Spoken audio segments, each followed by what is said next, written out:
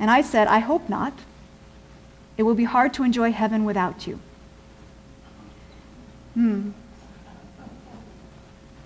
If those of us who believe in God do not believe God's grace is big enough to save the whole world, well, we should at least pray it is. You know, while on a mission trip when I was younger, in my youth days, in Mexico, I remember there was a woman, her name was Janice.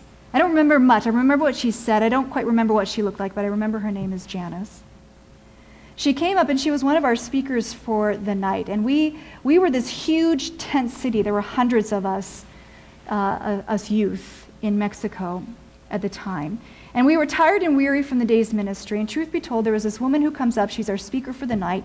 And she's older. She's kind of ordinary at first glance. But it wasn't until she started talking and sharing her story of how she came to faith that we became fascinated. You know, she had this tough childhood. Her parents were mostly absent.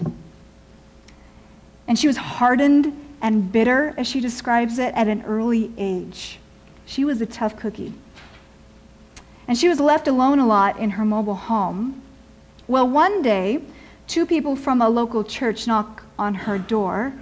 And she describes how she peeked out through the window and the curtains to look at them.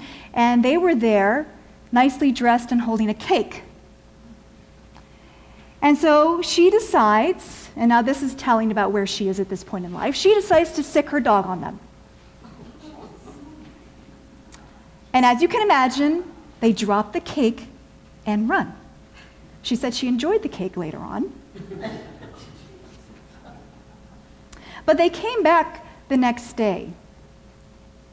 And she slammed the door on them. She cursed at them. She did all sorts of stuff to show that she didn't want anything to do with them or their Jesus. But they kept coming back. And finally, after weeks of this, they came back every day. And finally, after weeks of this, she let them in.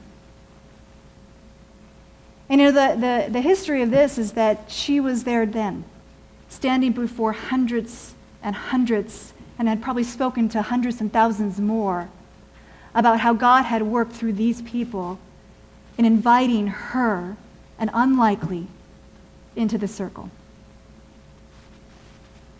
You know, what would heaven be like without a Rahab or without a Janice? What would the kingdom of God be like if God hadn't wanted to widen that circle?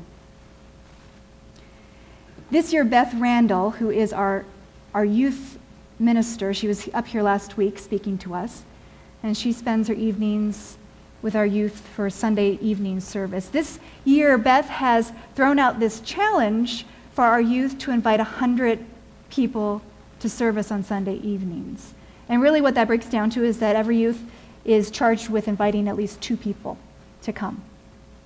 And I want us to join with them. So I end today with this challenge. Over the next 2 months, as we study Joshua, as we look to celebrating 40 years, I want us to commit to inviting 2 people to Sunday morning service. People maybe that you interact with. Maybe someone from that grocery line that you see week in and week out. Maybe someone from work. Maybe a neighbor. And I'm not just interested in numbers. I'm not just interested in filling the sanctuary. I don't want you to be either. That's not what this is about. I think most important is that this is a way to practice being invitational. This is a way for us to practice investing in other people, to going beyond the hello, how you doing, to how is God working and how can I help? What is God doing in your life and how can I help? To open our lives up to those outside of our inner circle and invest in them like we have been invested in. We all come to this place in faith because someone invested themselves in us. I know that's true for me. I can bet that that is true for most of you, all of you. Now, as you know, we've got this party on October 27th.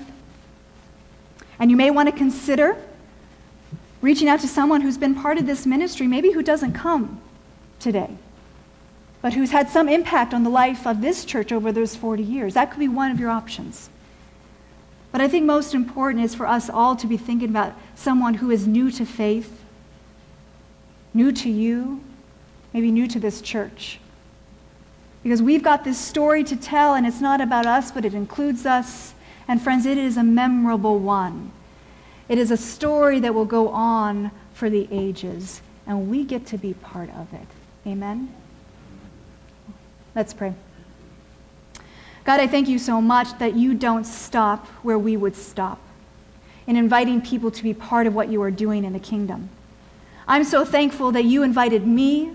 I'm so thankful that you invited each and every one here today and others who are not with us, God, but that you encourage us then to do a kindness for a kindness, to reach out and to invest in others as we ourselves have been invested in. Help us, God, do that kind of work and be part of that kind of ever-expanding, always including grace that you work out in our lives.